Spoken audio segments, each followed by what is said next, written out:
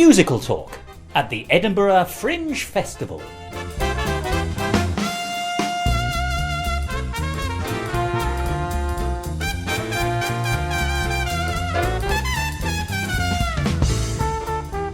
Hello and welcome to Musical Talk, episode 202. I'm Thos Ribbits, your Edinburgh Fringe Festival monitor. And welcome to this, the second of 3 episodes entirely dedicated to my week in the Edinburgh Fringe Festival 2010. It's the largest arts festival in the world, and there's a large number of musicals, both old and new. And in the week I was up there, I saw 32 of them. That's 32 shows, most of which were musicals. And so over these 3 episodes, of which this is the middle, you'll be hearing some interviews, songs and insights about the musicals which I saw. And I thought, as a fairly handy hook, not to be mistaken with the German phrase handy hock used in British wartime films, but as a handy hook, we go through the material in some kind of chronological order as I experienced it. Which means, ladies and gentlemen, you can pretend to be me, so book yourself into surgery now. Well, last week we were very lucky. We started with a 5-star show, In Touch, the musical by Dougal Irvin. And this week we're going to do the same. Another 5-star show to kick us off. And what a show it is. It's Stephen Sondheim, as always, well represented in Edinburgh this year, as he always is. We had another Sweeney Todd this year. But the show that I saw, and for which I gave 5 stars, and for which many other people did the same, was Putting It Together, the mid-90s review. Let's hear from the musical director.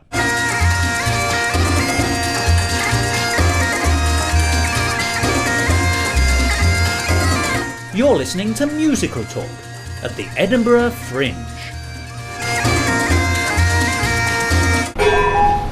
Neil Somerville, and I'm the musical director for Putting It Together. Now, tell me, Putting It Together is a Sondheim review which I think was written in the late 90s? Early 90s, 93, by Julie Mackenzie, and then revived for the late 90s for the Broadway production. Which had George Hearn, Carol Burnett. And the recording has got... Ruthie Henschel? No, I'm thinking... So this is my memory's going awfully. Played Mary Poppins. I should be able to remember her name. Oh, Susan Egan? No, the original. Oh, Julie Andrews. Julie Andrews, sorry, yes. She did the original one, 93, yeah. What made you decide to pick that? Is it significant that it's Sondheim's 80th birthday? Or? That was part of the decision. We were originally thinking about putting on Parade, but cost of the Fringe and everything sort of came into consideration, and decided that we'd want to do more of a review style show. I had a chat with the director producer and said, seeing as it's Sondheim's 80th, it would be great to put it on, and so grateful that we have. Yeah. Now tell me, were you a fan of Sondheim before you were connected? Absolutely, yeah, absolutely. Where did he sort of first hove into view for you? First time I ever really got knowing about him was when I worked in the States in 2002. I worked in a performing arts centre with kids, and we did Into the Woods. Oh, really? And fell in love with it straight away. Since then, I've done it again. As assistant musical director for a college production. Done Sweeney Todd twice. Funny Thing Happened on the Way to the Forum. Just done Side by Side down south about 6 weeks ago. Which is the earlier review, so yeah. You're almost doing them in sequence. Indeed, yes. There's no later one yet, is there? I don't think so. There's Marry Me a Little, and there's You're Gonna Love Tomorrow, I think, are the 2 other ones, but I can't remember where they come in terms into of the sequence. Yeah. Now, Putting It Together is not that often put on here in Britain, I don't think. Certainly I've not seen hide nor hair of it in years. So why that particular review? Was it that you were intent on doing a review and you wanted that one, or did you just look at the range and think? I think intent on doing a review, and also because it's had the DVD that's out of it, so people can relate to that, something like they may have seen. It's a name, it twinkles in the background, yeah. If people haven't seen the show. Yeah. But of course for Edinburgh you can't, it's very difficult to put on a full show, so it has to be abridged slightly, so yeah. How did that process go?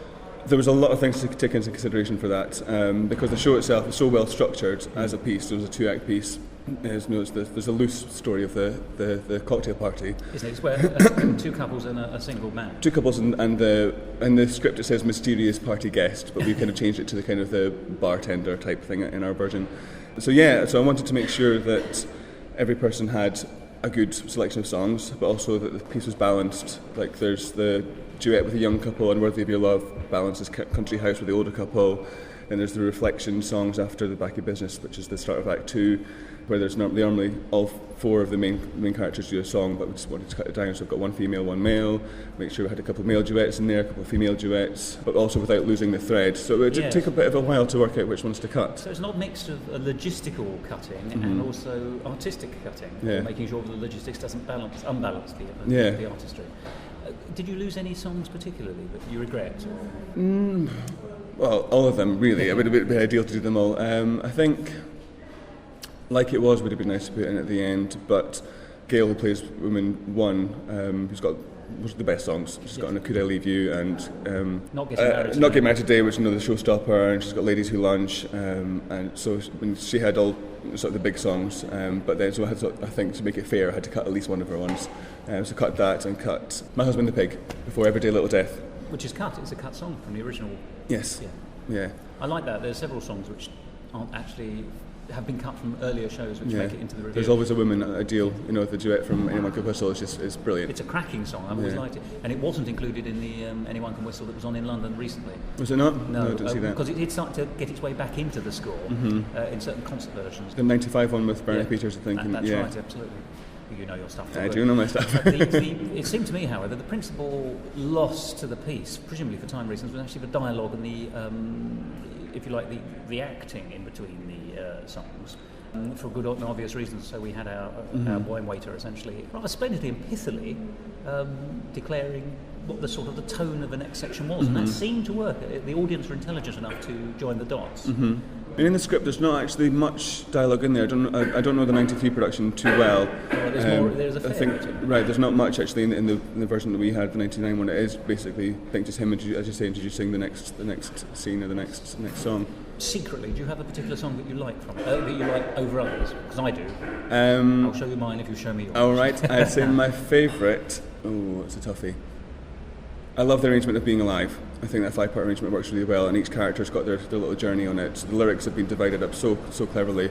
I love Everyday Little Death. My favourite song is Live Alone and Like It, actually. All right, short little number there. From Dick Tracy, of course. There's a couple of numbers from Dick Tracy. It's the forgotten Sondheim musical in because some it was ways. A film, wasn't it? So, it was. But there are 5 solid numbers from the film. And Live Alone and Like It is the one that's less well known than all the others, because instead of having Madonna sing it, Mel Torme sings it on the radio in the background of a montage. So people sort of it flies by and no one knows it's. But it's a great little number. Yeah. And so it's got a good style and a bit different. Now, from your point of view, you're musically directing. Did you do the arrangements? Orchestration? No, they're the band parts that came, but they're quite sparse. It's a small group you have. It's a small group for space reasons and for logistics and to do with the sound levels and stuff like that. There's meant to be 4 reeds, I think it's meant to be. But what I've done is I've given the clarinetist the oboe and the clarinet part to so he's reading between the two, and I've got a trombonist covering the bassoon and the trumpet part. I thought it was kind of a good way to sort of span the brass side and the bass side of the wind section. And then I've got my bass and drums, which I kind of need with me on keys. And conducting, of course, which is quite difficult, is it not? You do a lot of headwork. A lot of headbutting, yes. A lot of headbutting. Pointing over there with your head and pointing over there. Yeah. That's the thing. I mean, I find as a musical director, you kind of need to be able to do now because a lot of band sizes are being reduced, for cost. You kind of have to be able to fully play. Understand. But I tell you what, there are certain unexpected benefits. I mean, the great thing about the venue, which is Augustine's, is it's just the right size in some senses for that group. It's a very intimate venue, so it's good for the review. And although it was a sparse group, spare group almost, every drop of orchestration came through, so it was a delight to be able to dwell upon it. Thank you. I thought musically it worked well. I thought it worked very well, tremendously across the board. But it was so often you listen to a Sondheim lyric, and that's a full-time job. You don't idly listen to a Sondheim lyric. Of course not. No. You intently listen. And so it's quite often that the music is, if you like, a contextual bed rather than actually a piece in its own right. And I don't think that was the case here. I actually think that it was a very splendid fusing of listening to those lyrics, but also being able to pick out some of the enhanced, absolutely. So I actually think it worked very much in favour of the piece. Thank you. you. I think you handled it tremendously well. Your cast, it's 3 chaps, 2 lasses, yes, who are numbered woman 1, woman 2, man 1, man 2, man 3, yes. And for the most part, 4 British performers plus an American. 3 British performers and 2 Americans. Who's the second? I know the wine waiter was the American. Yes. Who's the second American? Woman 2.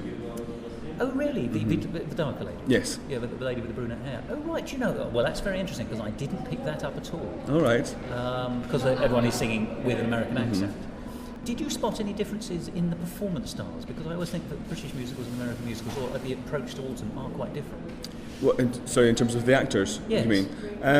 I think that's a kind of difficult question to answer because the 3 British cast members we've got are professional and have all gone through their training and have worked in the industry. The 2 Americans are over on an internship and they're going into their final year of training. So it kind of it's like work year. Yeah. So while they're both actually from University College of Florida.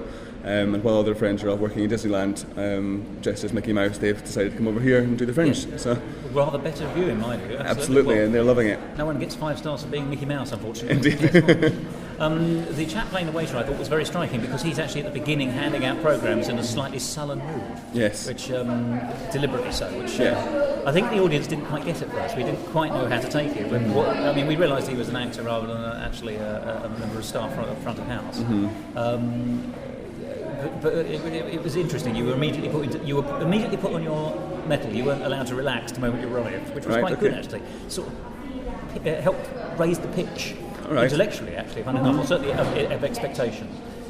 So I thought that worked very well. Okay, thank you. Though in a strange way, that part is slightly thinner spread, isn't it? Yeah. He doesn't have so many songs just because he has fewer people to react with, or if he does it more generically. Yeah, that's right. And then so it's a bit of a blessing for him when he gets to his big song. He's got Buddy's Blues in the second towards the end of the show. He hears his introduction and it's my turn. Yes, you can see him chomping at the bit. Yeah. But he's in all the group numbers. I very much like the beginning of Act 2, which is Back in Business. Once again, a Dick Tracy number. Gives you just that. I mean, obviously it would start a second act, but these are fused together. It still gives you an energy lift. Yeah, and that and putting it together, the kind of 2 songs that kind of you take out of context of the show, and then it's the man threes with the waiters, and so back to the cocktail party. So it's just a bit of fun. Framing device, obviously. Yeah, absolutely. Were there any difficulties with the score? I'm not talking professional difficulties. I'm just saying it is an intricate piece, or sometimes intricate anyway. I mean, it's like it's not just reading a score, performing a score. It's like performing a score on a jigsaw that you have to make up yourself in a way. What do you, in your professional capacity, how do you find Sondheim as a writer of music? I think he's the top of his field and has been for the last 50 years, 60, whatever, since getting his teeth into Funny Thing Happened on the Way to the Forum, obviously. But lyrically, you can't beat him. So I think because he's set the benchmark for composer lyricists, and that's why we've had such a big influx over the last sort of 20, 30 years. But when you look at one of his scores, does it even now as an aficionado, do you find surprises in there? Do you think, that's... Occasionally, but because I'm kind of, since, as I said, doing Into the Woods about 8 years ago, I can get my hands and listen to any bit of Sondheim. There's multiple recordings, so I know that There's I know a the rep. rhythm which you found, isn't it? I know the rep. So there's a couple of odd notes kind of creep in. Actually, more so with the band parts, I'd say, and with the orchestrations as opposed to the singing, teaching the notes. That's interesting. What kind of things would they be? With things like Sooner or Later, noticed that just even over the past couple of days, putting the band in, there's notes that could really throw the singer off, and I don't know whether that's maybe they're more exposed because I don't have the full orchestration there, so to sort of to blend. So there's a couple of notes in there that I was thinking, is that? Are you sure you're playing that right? And we've checked the score, and he is, yeah. So it's. I see. It's interesting because Charles Strauss, who wrote Annie, said that he thinks that composers are people, or great composers are people who mishear music. They hear it differently, and therefore, what I, as a normal person, might expect is confounded ever so slightly by their genius, I suppose. And it seems to me that that's illustrated again with Sondheim. But as you say, is that right note? Oh, yes, it is the right note. Right, it must be done for a reason. Yeah. Do you find that he rings the changes? I was speaking to a performer who was saying that you can never take a Sondheim score for granted because although it may sound as though he's repeating phrases, there's always a subtle difference in each repetition. Whether it be one note or whether it be a dynamic or an accent, it's always something slightly different. Well, then added it was a bugger to sing as a result, but always open for investigation. So you have experienced that. Yeah. How did the cast respond to it as a piece? I mean, were they able to? Because it's been in rehearsal for. I mean, it's an absolutely top-notch, crisp, immaculate show. make no bounds about it. And all the work that's gone into hone it is very clearly there on stage, and it works marvellously. But it's taken a while to do that, hasn't it? We started rehearsing on the 12th of July, so we had a 4-week rehearsal period. 2 weeks where I basically note bashed and got it up, taught the dots. Note bashed? Note bashed, yes. That's a technical term I haven't come across. Do the note bashing, get the dots down. Did that for 2 weeks, and then spent 2 weeks kind of staging it, putting it on his feet, and then tightening it up and getting a few runs in. And the cast responded really well. We've got, say, 3 professionally trained actors, none of whom. Oh, and actually no. I think Gail, who plays Woman 1, I think she's done Assassins before. But the others, Sometime virgins, but they've all relished it and risen to the challenge. They lay back and think of England. Well, I have to say they really have risen to the challenge. It has been awarded 5 stars already by Broadway Baby. Yes, it came on opening night, which was a bit of a put us on the back foot a bit. Opening night, had a review in, but it came in straight away the next day. And 5 stars, so I'm delighted with that, yeah. And I'm also going to give it 5 stars and give you the word immaculate, because that is exactly what it is. It's an immaculate piece, immaculately performed and immaculately delivered and produced. So, thank you very much. It's just been, it was a marvellous show, and I'm extremely grateful to you. Thank you very much indeed. You're welcome. Well, that was Neil Somerville, the musical director of Putting It Together by Stephen Sondheim. Well, I loved that show. I immediately gave it 5 stars. The very word, as I said, was immaculate. A sparkling, sophisticated Sondheim review with a great cast, and ready to be plopped straight into the West End. I rather hope that it will be. All praise goes to the cast, the crew, and of course to the excellent John Naples Campbell, who's a stalwart of Edinburgh. In fact, I believe he lives there and was the director. Well worth seeing. And if you want to go to the website, you can. It's Random Act Theatre Company. Website www.randomact.co.uk. So what next? Well, for me, next was a bit of a surprise. It turned out to be the only Rodgers and Hammerstein musical that I can possibly say I really enjoyed. And it's Cinderella. Now, apparently, Cinderella is very well known in America. It's the television musical version, which Rodgers and Hammerstein did, and originally featured Julie Andrews. And for me, it holds some of the best songs from the entire Rodgers and Hammerstein collection, including Do I Love You Because You're Beautiful, brackets, or Are You Beautiful Because I Love You, the song 10 Minutes Ago, and What's the Matter with the Man? And even the other songs are palatable and delightful. Maybe it's because the show is slightly shorter than your usual stately, slow-moving Rodgers and Hammerstein omnibus. Oh, is my prejudice showing? I'm so sorry. But I really, really enjoyed this. Who put it on?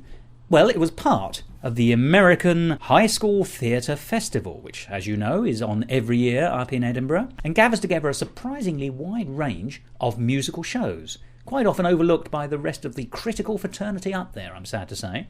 And this was put on by the York County School of the Arts. And if you want to find out where they are, www.yorkcountyschools.org. Well, let's hear from the acting director. I'm Shelley Syhak. I've stepped in as the trip coordinator for this production, and I've produced the production, and I'm the wife of the technical director. Hey, splendid. And it is like a big family atmosphere as well, isn't it? Because this is all part of the American Musical Theatre Festival. It is, and they're part of our family. This is the 4th time our school has attended this, and our director actually had surgery and was unable to come at the last moment. She had an aneurysm removed. And so we've all stepped in to take different parts so that we could make this opportunity happen for the students. And that's, our goal is to make sure they have a good experience. Well, it's an immensely successful production of Rodgers and Hammerstein's Cinderella, as far as I'm concerned. I enjoyed it. Thank you. And I don't mind telling you, I'm not a Rodgers and Hammerstein fan particularly, but I wanted to see this because in Britain, it's a relatively rare show, this. Oh, okay. It's not revived very much, and indeed most people don't know that Rodgers and Hammerstein did a version of Cinderella. So how did you, as a group, come to choose this one? Ironically, 10 years ago when I first joined the faculty of the school, I had been a big fan of the production and had listened to the CD in my classroom. Of the television version, the original version? No, not that. Well, yes, the Julie Andrews version. And had been a huge fan and was able to talk our Sonia Fisher, who is actually the director, unable to come with us, talked her into doing it. Silver persuasive conversation. Yes. And had no idea I'd end up being the one to bring the students here. And they've had just a magical time doing this. And the motto of the show, that making the impossible possible, has really kind of become the motto of our group, which is really neat. Particularly as you've had, as you say, certain difficulties getting here in the first place. Correct. Because of ill health and a great sadness. I'm so sorry. Quite a bit of adversity. So how do you approach a musical by the greats Rodgers and Hammerstein? I mean, it's quite. Is it daunting? Is it daunting? That's a good question. No, it's fun. Good answer. I'm liking it. It's fun. The students started with Rosemary Allman, our musical director, learning the music. And then they added in... Was there any familiarity with the score? None. None at all? None. No. It's not that well known, is it? Do I Love You Because You're Beautiful, or is possibly the best known song? And I've heard versions of 10 Minutes Ago. 10 Minutes Ago, yes. But the students, it's not something that's in their... Won't be on their iPods, probably. Yes. It is now, because we've made that a rule. But no, and they've embraced it, and they've really... I think for them, the most fun is having a feather in their hat. Literally a feather in their hat. Yes, chaps and lasses, isn't it? Yes. Because that's what you do in fairy tale environments. Yes, that's why you never see a peacock flying away. They're all busy being exactly. farmed. They're very grounded. But we've had so much fun just from costumes to music to building these huge set pieces and kindly sweet talking the British Airways crew into letting us take them on. Oh, yes, because you cleverly used there's a backdrop obviously, but there's a lot of sort of black box stuff with a movable set which rotates to be Cinderella's sort of kitchen area, and then the royal Exactly, palace, it's a sort of a stone wall of a castle, isn't it? It's very economic and very intensive, but it is a sizable piece. So it is. How did you do that? I've never even stopped to think about it. Well, the platforms, there are 5 rolling platforms that we use to transport the set, and then those formed the steps to get onto this from behind the stage to get up to the platform provided by AHSTF. So we kind of multitasked. Everything had a dual purpose. Nothing was there just for one purpose. And when efficiency. Yes, and that's what you have to do. So, but we've just had a ball, and these guys, luckily, our show is 72 minutes long because it is such a daunting set in trying to get it in and out and make everything work. Tell me about the music then. We discussed the fact that the children weren't familiar with it. I say the children, the young people. I'm so sorry, how patronising. I can't help it. I'm an old man now. Sometimes they act like children, so it's okay. But we love them. That makes them real actors, if I may say. Well, thank you. So it's becoming familiar with the score. How long is the gestation period of a show like this? They rehearsed for a 2-month period of time, and then they performed the initial run in the U.S. in February. And then they did 2 other shows from February to June. They picked up rehearsals 2 weeks before we left to come here. They rehearsed every day for 2 weeks. And it's a solid, it's not after school or anything, it is actually solid day in, day out, is it? Well, school ended, and then we came, and it was solid all-day rehearsals. This was their summer job. Which is entirely what theatrical life is like. They really, that's one of the neat things about the festival, is it gives them the opportunity to see what it is like putting on a professional production, or as close as we can possibly get to one. Oh, it has all the hallmarks, yes, absolutely. And have there been any surprises on the way for you, either as director? I mean, I'd be interested to know how you approached it as you did a step in, as it were. I think the only surprise is that these are young students, and that we have to remind ourselves that something as an adult that's innate to us about the theater, we have to use this as a teachable moment. And we've been very fortunate that the technical crew here has stepped in to help us with that as we've gone through everything. And the students have just risen and really absorbed every experience and used it to learn.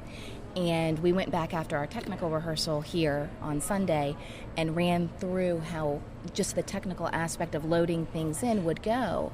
And even the young lady we have running our lights came running back here to adjust a light cue after today's show, because she's first time she's ever designed lights. She's 16 years old. And so as a 16-year-old, she said, that didn't work. And I said, you're right, it didn't work. But being able to say, I've done something and that bit didn't work, but I can make it better, is a sign of a professional, isn't it? And that's what this is about, is helping the kids grow. And most importantly, regardless of theater, is to have confidence in themselves as individuals. And that's what we're here for. And any surprises amongst the cast? Has anyone now thrown themselves off feet and said, I'm a die-hard fan of musical theatre? Yes. Oh, splendid. Yes, this is the kind of thing I like to hear. We have several students who are literary arts students in our program, English students, writers, and they have really embraced musical theater. And some of these men never thought that they'd be wearing tights, and they have worn those sparkly tights to the best of their There's ability. lots of sparkly trousers going on, yes. I've never seen so many We love spangles and glitter. sequins. We love yes. glitter and sparkles. Thank you very much indeed for your time. Best of luck for...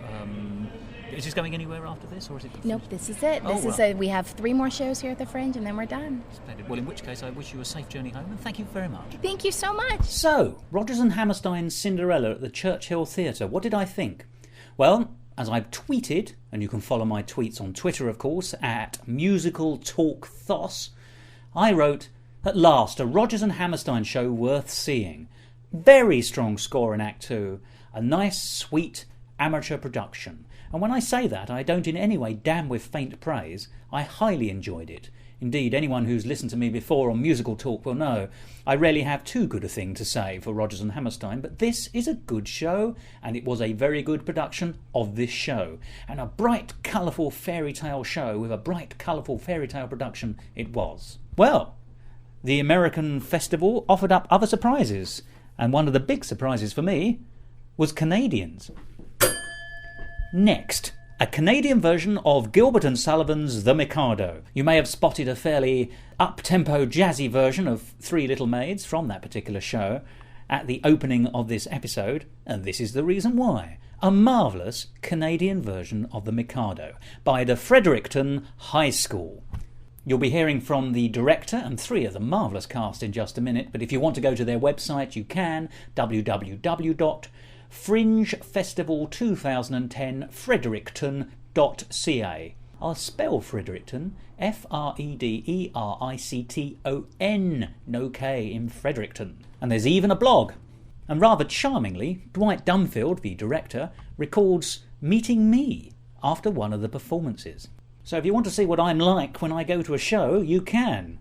And I quote, "He spoke with me after the show and was very excited about the quality of our voices and the comic talent that we have." And I have to say, that's absolutely true. I was genuinely excited by this production.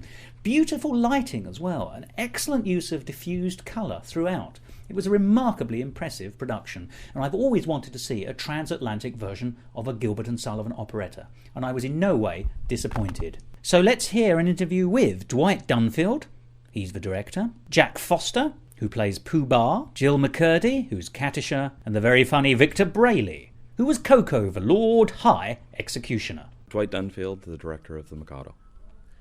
I'm Jack Foster, and I played the role of Pooh Bah in The Mikado.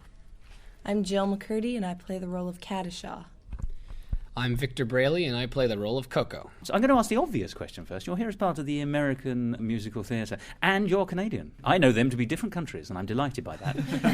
How did you end up in this particular festival here at the Edinburgh Fringe? This is the first year that the American High School Theatre Festival has opened its borders, if you like, to Canadian schools. The process is a nomination process. You have to be nominated by a theatre professional, which we were, by David Sharon, who's now at Neptune Theatre in Nova Scotia. And we went through about a 4-month process of application, and here we are, 16 months later. So you're trailblazers, really, for Canada. We are, in fact, Marvelous. there are 8 Canadian schools performing as part of the American High School Theatre Festival this year, but we are the first. Hurrah! Hurrah! That is the right response. The second question, of course, is why the Mikado? Every year we do a large musical at Fredericton High School, and we always try and choose the show that best fits the students that we have. So rather than cast the students for the show, we cast the show to the students. And this one fit. And You've got some Victorians amongst you. We do. And secondly, it's public domain, so in terms of bringing it over here, no royalties, do whatever you want, cut it by an hour, which we had to do. It made all of that simpler. Now, knowing that the show was cast for you as potential Gilbert and Sullivan performers, how much Gilbert and Sullivan were you aware of to begin with? And be honest, it doesn't matter. Most people say no. I had my first audition for him. I sang for "He Is an Englishman" from, I believe is that HMS Pinafore? It is, yes. Yep. And I knew about Pirates of Penzance. That's about it. Have you been to Penzance? No. It's nothing like the play, I tell you. In all honesty, I had heard the song Three Little Maids before, but that was about it. I hadn't known much of Gilbert and Sullivan.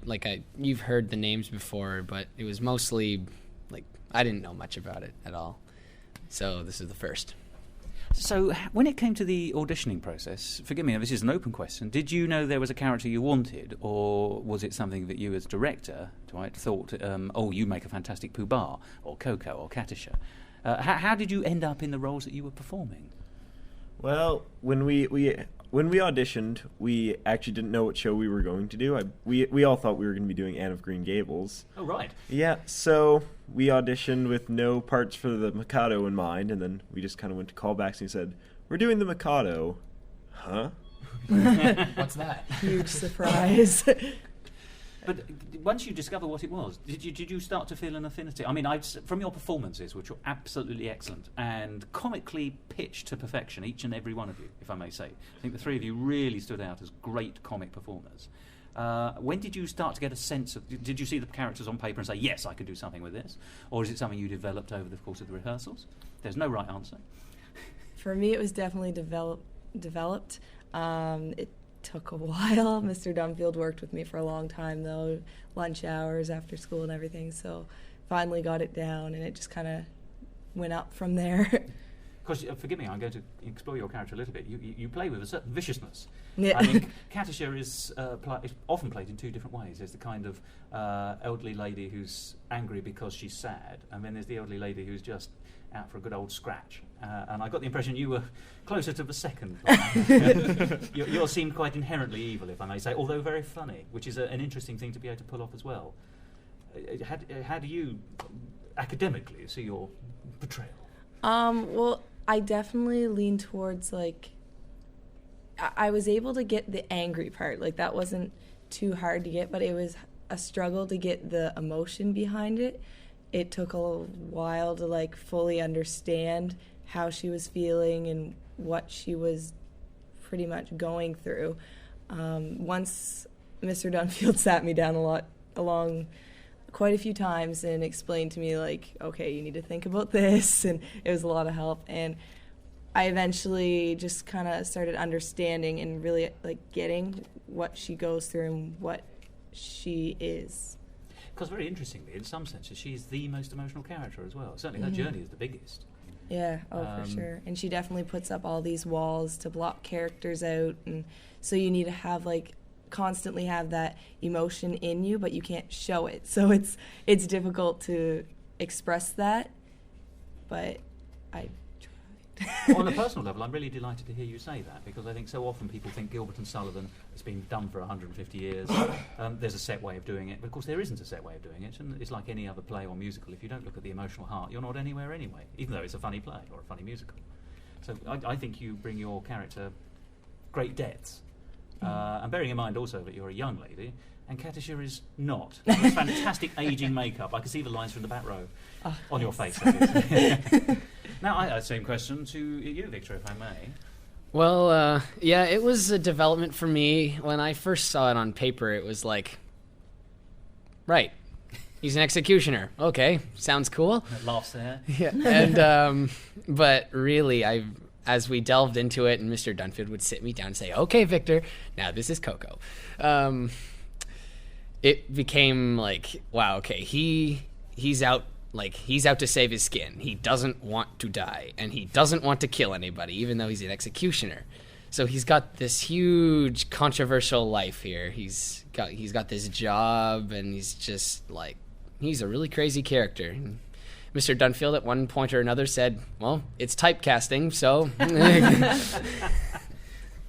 Now, tell me, you bring a lot of business to the part, and Coco has always been full of sort of little ticks and bits and quirks. Yeah, that's a nice way of putting it. And you do a lot of audience reaction stuff. You know, it's almost the Groucho Marx stuff, if I may say. It's, you know, it's turn to the audience and make a face, and then, you know, I know, you know, and we know, but let's get back to the plot, kind of thing. I enjoy doing that. Yes. And does that come naturally? Is that something that you have to sort of think about and put in, or is it just you because you're crazy? You're looking to your friends and mentors here. You're a natural ad-libber? Come on. No. Yeah, I'd say so. It's confession time, come on. Well, Do you consider yourself funny? It's probably a better question. In real life? Yeah. And were you able to... how far is Coco in you? How much We're quite similar. We're quite similar. And you've never executed anyone, have you? No. Though I've thought about it. Yeah, like just being Coco and having that reaction with the audience, it helps in performance too. Like we were talking about it earlier, actually. It's nice to feed off the audience and just like kind of be more personal with them. It kind of helps to be more relaxed on the stage, and it's fun. It's really fun. I have to. I hope I'm not going to be indelicate here, but I also think that you're the first person I've seen who's rather splendidly just a touch of. What's the word I'm looking for? Double entendre to the line, do not shrink from my task. Or in other words, you filthed it up marvellously, if I may say. We worked a lot on that line. Well, it was just subtle enough for an awful lot of the, I have to say, elderly ladies in the audience not to have got it, I think. And I should add the word recently here, I think. But it was, it worked really well. But there was a little shimmer of delight in the audience, if I may say, where I think people weren't expecting a joke at that point. So well done there, and all in remarkably baggy trousers, I have to say. Thank you. Yeah, those pants. And you, Jack, Pomposity, is that your middle name? Tell me it isn't. Actually, my middle name's Humble. Hey! I have a shirt with it on the front. And who ate all the pie on the back, making it humble pie? Sorry. Yeah. Sorry. No. The Poobah, the Pomposity, it's kind of... Actually, I'm not going to lie, it's kind of an exaggeration of how I really am, if I think about it. Like, I don't have imagined self-importance, I have real self-importance. Hey, I like you already. Yeah. So once you saw Pooh Bah's such a splendid creation. I mean, and touched a nerve when it was written, because people still talk about someone being a Pooh Bah, you know.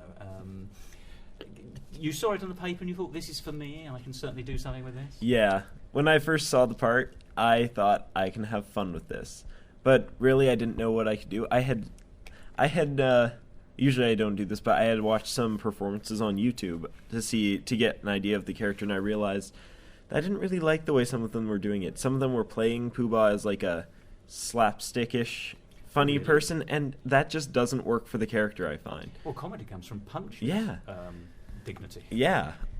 So I spent the entire summer before we actually started rehearsals, when I found out that I got the part, figuring out how I could do this part and make it funny. And I realized standing extremely still works. Unless you're going down on the floor every time. Unless I'm going down on the floor, yes. In which case I have to be... by the way, all the way through. Yes. I like that. In which case I have to be very, very facetious, I guess you could say.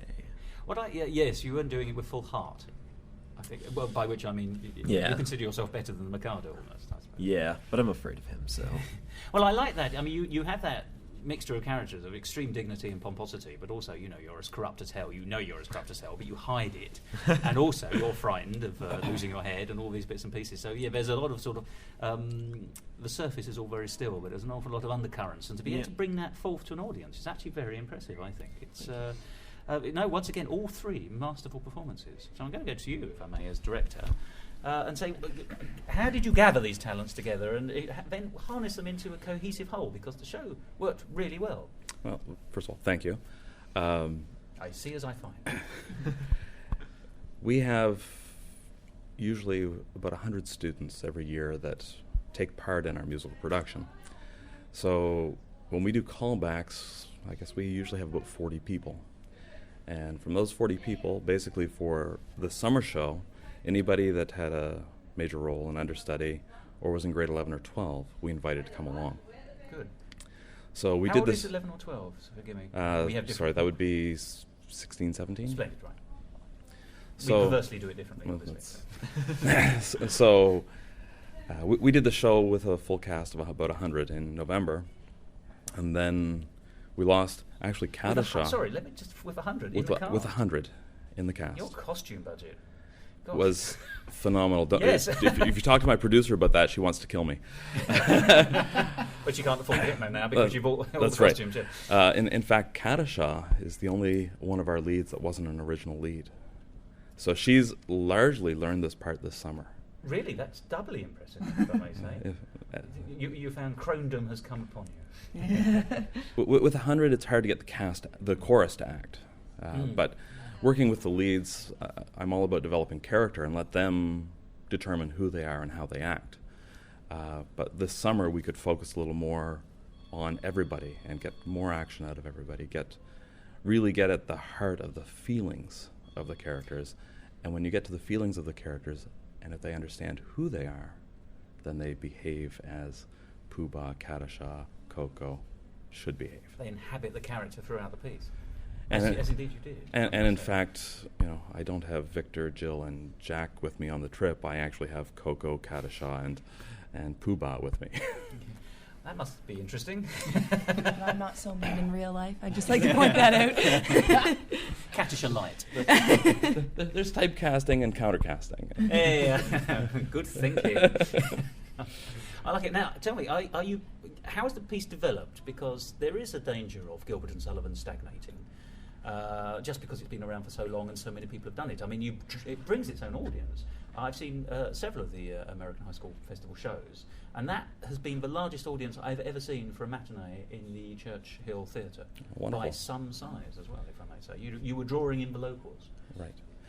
And the non-locals, like me, obviously. I live in London. So. Well, largely, it's keeping it real and relevant. So if you find characters that people recognize, then if people, they say, oh, I know somebody just like that. There is a Pooh-Bah in my life. There is a Pooh-Bah in my life.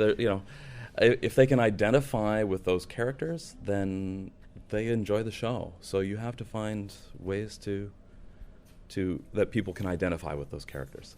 Rather than just being a character, they have to be something real. What's the biggest surprise about the piece that you've discovered in the performance? I'm really thinking of you as the actors here. That's a tough one. A deep and abiding love for Gilbert and Sullivan for all time, for example? Definitely. Hey, Oh, yeah. I like you again. These are the right answers. But seriously, Really, it has. Well, first of all, it's helped me see that I really love to do comic acting, specifically straight man. But also, it made me realize that of the types of musical acting, like musical theater and then like opera, and I guess operetta I would consider the third one. Operetta is definitely my favorite because it's the mixture of the two. that's a good answer. I like that. As a fan of operetta, I agree with you. Although they're not all as funny as GNS, I have to say. As you move into the 20th century, the comedy gets filtered out, and you're just left with sort of lush. And I'm looking at Andrew Lloyd Webber here. Well, I'm not. He's not in the room, but I would be if he were. Oh, well, this is like my first time playing an actual role, so that was definitely a very new experience. So being able to take that and just dive right into it head first, like Mr. Dunfield said, I just kind of really started exploring it this summer. I really got to, like, I had acted before, but I'd never done anything like this before. This was absolutely amazing. And being able to get so connected with the character, it just blew my mind how much I was able to actually feel what she was feeling and just react to everything. And it was almost personal, like showing everyone watching a personal side of me. So it was really cool how I was able to become the character instead of just playing it. I mean, that's very interesting. It's revelation through disguise, almost. Yeah. Go on. Same question to number 3, please. Yeah. I'd say, mostly it's been my development as an actor would be the most special. And just because this was also like kind of my first big role, because I've kind of worked my way up through the ranks through my years in high school. So this was my first like lead role. And it's just, the special thing has been just developing my acting skills, among other skills too, like wooing. I'm not sure the methods displayed on stage are like I want to use in real life. Well, and also just being in front of an audience, just being able to interact, and just those special skills like that. And sort of then finally, bringing us to an end, where do you individually go, and then where do you as a group go, if I may say? What's your ambitions? Well, after this whole thing, you always are contemplating, wow, maybe I should become an actor professionally. But I think I'm more inclined towards becoming a professional musician or singer, kind of like as like a professional, just like a performer in concerts and stuff like that. What do you play? I play percussion, I play piano, and I sing. At the same time? No. Yeah, 'cause that would be an act I'd like to see. I wish. Well, best of luck with that. Yeah, thank you. Good luck. But don't leave your comic talents behind. I'll try not to. Well, personally, I wasn't planning on going into anything theater next year. I'm actually trying out the engineering route, but So you'll build the stage instead. yeah, but I know for sure that theater will find me. I've been involved with it for too long. Since elementary, I've been involved in theater, so I don't think there's any way I could not be a part of it. So we'll see what I can find along the side. It's bitten you somewhere, I can see. Yeah. I have a fairly nicely planned plan. I want to go to university, do a Bachelor of Music, and majoring in vocal performance, and then it's either that or go to a performing arts school. Either way, I want to end up either on stage doing either musical theater or opera or operetta, and just because that would be something I would just love to do, and I think I could do it. Well, from what I've seen so far, I have no doubt. We go through this weary round all over again. We get home and we gear up for our fall show, which will only involve Puba of these three, and we're really changing paths. We're going with back to the 80s for this one, which is complete fluff, but Yes. And 100 years later. but our last four shows have all been in the 1890s to 1910, so it's time just to. You've done the fantasy angle. It's time to move on. It's time to do something a little where students can be students, and so. Is that likely? Would you apply again to make it back to Edinburgh? Well, not for a little while. We've pretty much drained the well in terms of fundraising. It is expensive. We raised about $140,000 Really? in a city of 50,000.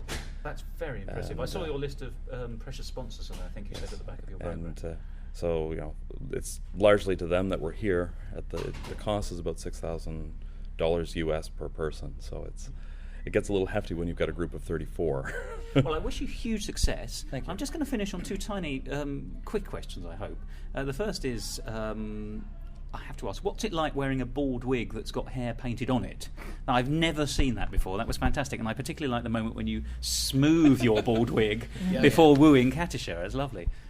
I've never worn a bald wig. I am bald, so obviously I used a method. But it's incredibly hot, both temperature-wise and appearance-wise.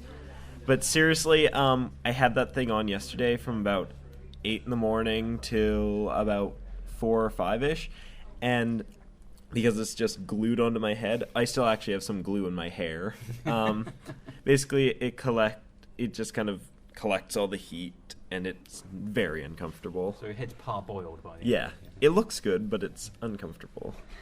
Yeah, Any it's. baldness thoughts? I don't want to be bald. Yeah, it's not to be recommended. I don't mind telling you. Yeah, those caps are absolutely horrendous in every way. Gotta paint on the glue, put on the latex, squish it over your ears, and there's always bits of it popping off, and it's just and you just want to rip it off and just breathe. And my final question, you'll be delighted to know, is I gather that, this is the hidden side to acting that no one ever hears about, the damage and the danger and the hurt that can occur. I gather that one of your cast has hurt themselves, I gather, during a comic moment, which makes it even worse, if I may say. How has that come about? Well, he went down for a bow at the gong, and Which is the running joke. the running joke, Every time yes. Mikado is said, a gong goes off and everyone falls to their knees, except Katisha, I noticed. Yes, and when he went down, his patella displaced, and he Ow. came back up. His patella went back into place, and he stayed on for the scene and a little bit of the next, and then the swelling was such that he couldn't do it. But we had him to the hospital. You're medical system is about 3 times faster than ours. Is it? It is. Yeah, you amaze me. we were in and out in under 2 hours, and the doctor put a bandage on him and said, Taking that leg off? he said, you'll be on the stage tomorrow and keep moving it. So. Oh, jolly. Well, there we are. The show must go on. The show must go on. And I was at that performance, and I did not hear anyone screaming blood-curdling pain. So all praise to your actors. I didn't even notice him go off. Now, I have to say, that was a marvellous show. I desperately wanted to see Gilbert and Sullivan here at the Fringe, and I'm glad I came to see this one. And I have to say, it's a real credit to you as a group and to you as individuals. It was marvellous. And if you do go onto the stage, I have absolutely no doubt that you'll all be fantastic successes. Or if you go onto the stage as comics, you'll also be great, fantastic successes. So thank you so much for speaking to me, and best of luck for the future. Thank you very much. Musical talk. Dwight, after I finished recording, said, there's something I really ought to add. So here's a little postscript, and it just goes to show how modest a man he is. While my title is technically director, my choreographers and my choral director really played almost as much of a directing role in this show as I do. Really, there were 2 scenes that I really got to direct, and one of those would be the Kadashaw Coco scene, and the other would be the Nanky Poo and Yum Yum scene. Those your romance. But the rest of it's so much music that it tends to be as much choreographed as directed. So we have to give credit to Joanna Doak and to Sue Doak, who's the choral director for this as well. So it is a collaborative effort. Most certainly. I am a delegator. That's the other way of putting it. Exactly. So thank you.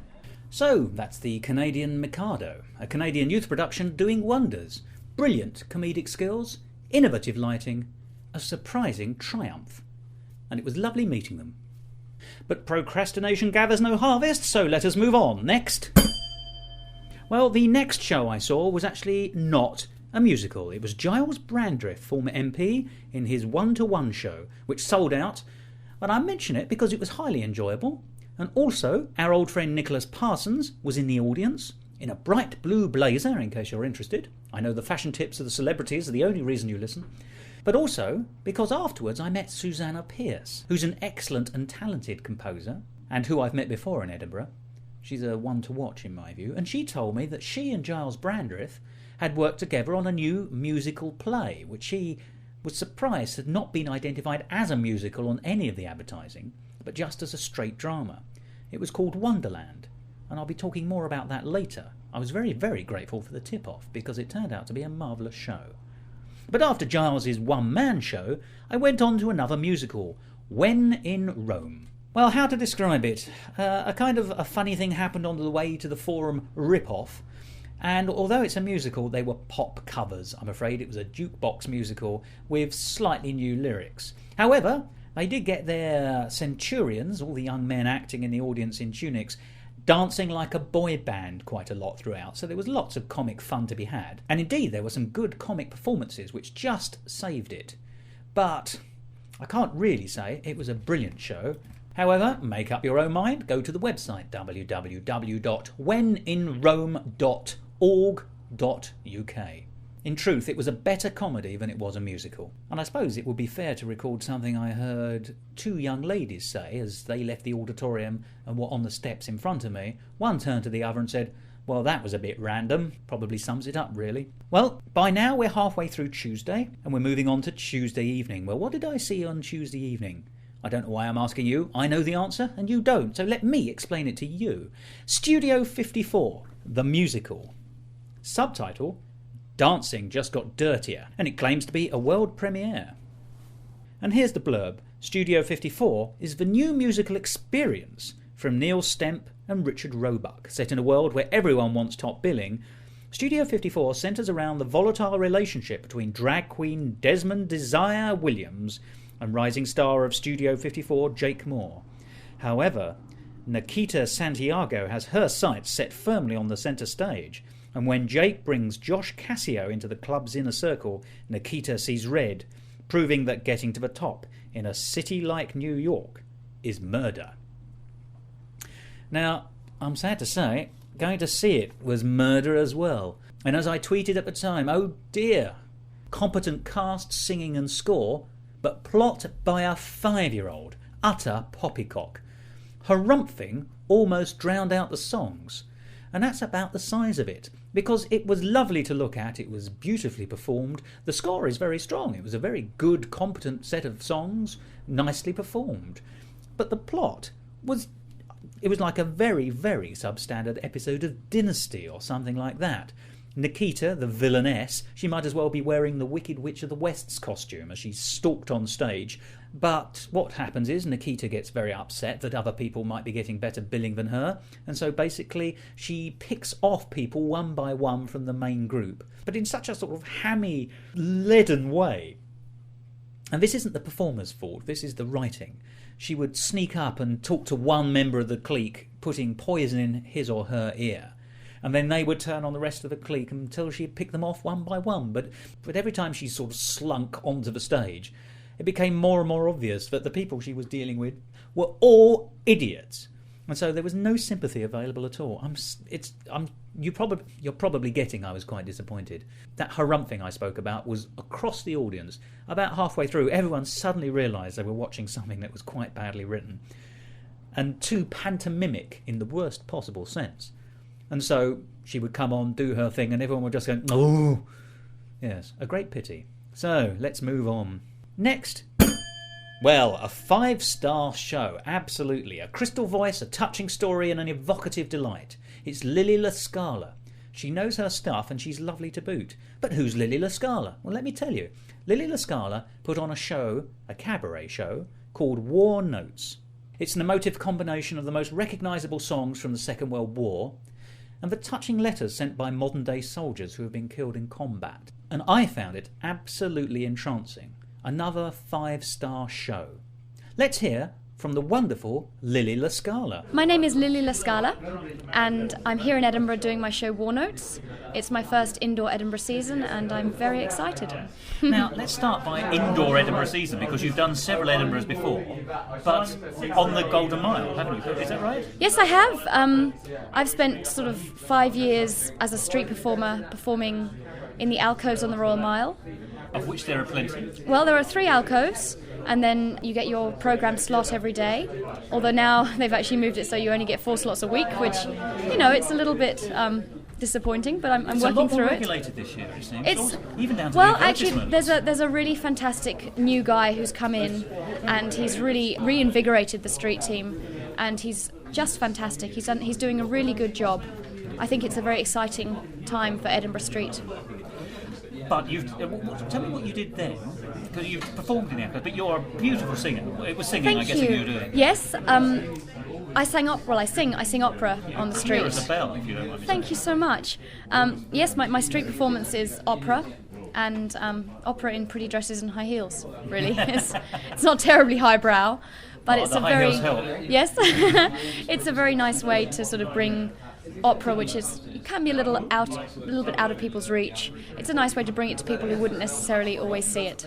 People often think that, as you say, people put themselves into boxes and labels, and they say, "Well, I wouldn't like that," without ever having known it. So yes. You're quite right. If it's given free, or if people hear nice things on the air and they think, "Oh, I wonder what that is," and they suddenly realise they're listening to La Traviata or something. Wonderful. Yeah, and your name is a splendid piece of opera. Thank you so much. If I may say. And doesn't end with the tragedies.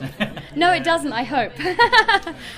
But this year you decided to bring a show indoors, as you say. A little bit more part of the establishment, the booking process. Well, I got a little bit sick of the rain. There is some. There is quite a lot. No, really, I felt it was time to do a show that was something that I enjoy more. I mean, I adore opera, but I wanted to do something that was closer to my heart. And I grew up watching old musicals with my nan. We watched King and I so much that we wore the VHS out. We watched that film hundreds of times together. And she'd always talk about the war a lot. She'd talk about the war a whole heap.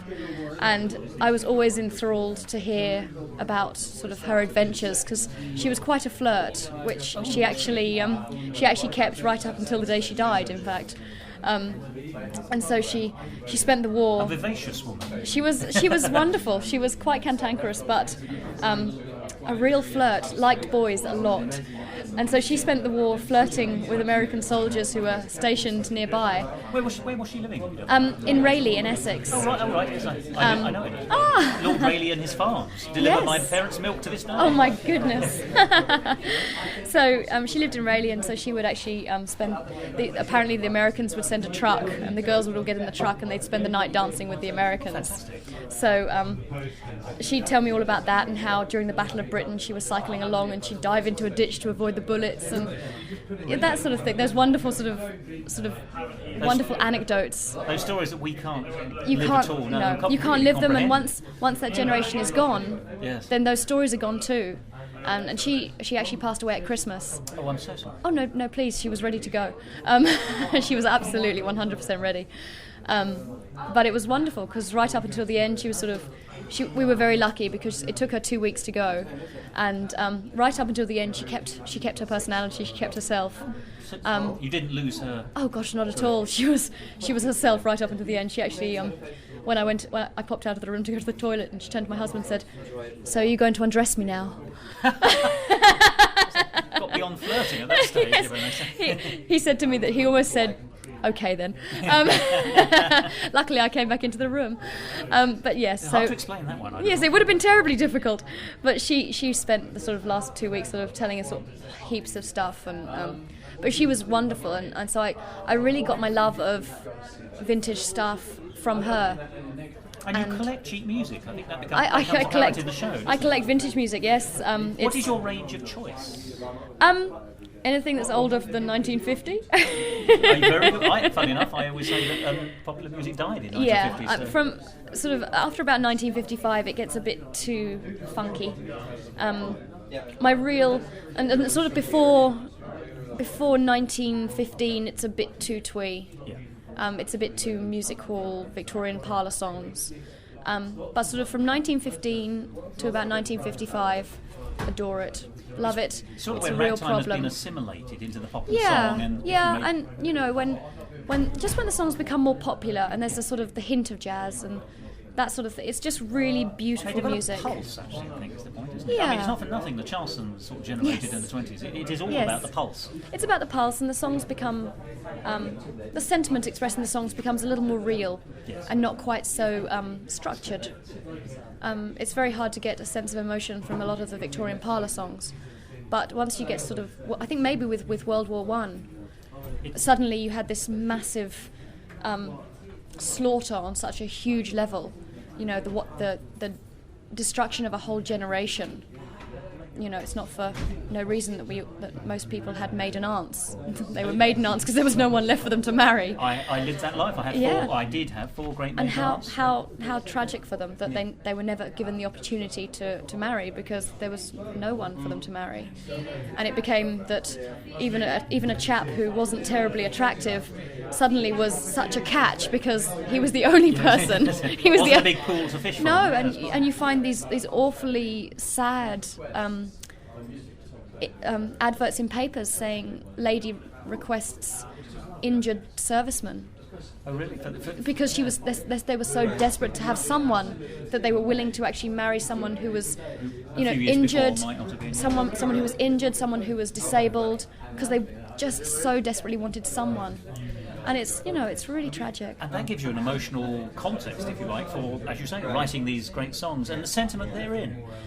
Now, let's talk more specifically about your show. So you picked an era that you really felt you had knowledge of, at least vicariously, and a love for musically. So, but there are a lot of songs between 1915 and 1950. I mean, even narrowing it down to war notes, you've still got two wars and really the interwar period. Yes. How did you select? Are these your absolute favourites, or is it designed to be an interesting up and down No, journey, these are my absolute favourites. When I first put the show together, there were 28 songs. Ooh, that's slightly more than an hour then. The show lasted close to 2.5 hours. And vocally, I wouldn't have been able to sustain that for a month, and I think everyone would have died of sheer boredom. Oh, I don't think so. Well, after 2 hours of war songs, I think everyone would have been emotionally drained. So I really had to narrow it down to the ones that absolutely spoke to me.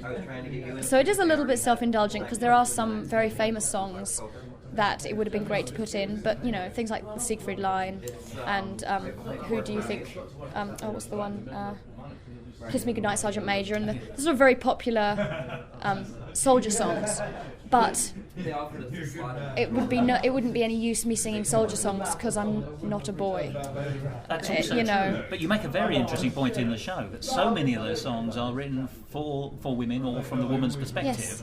Presumably because in war, separation is a major part of that. A major part. And the Song of Longing is better placed with women than with men. And probably. you had a whole sort of section of society left at home whilst their men were all fighting abroad, and it didn't matter whether you were sort of working class, middle class or upper class.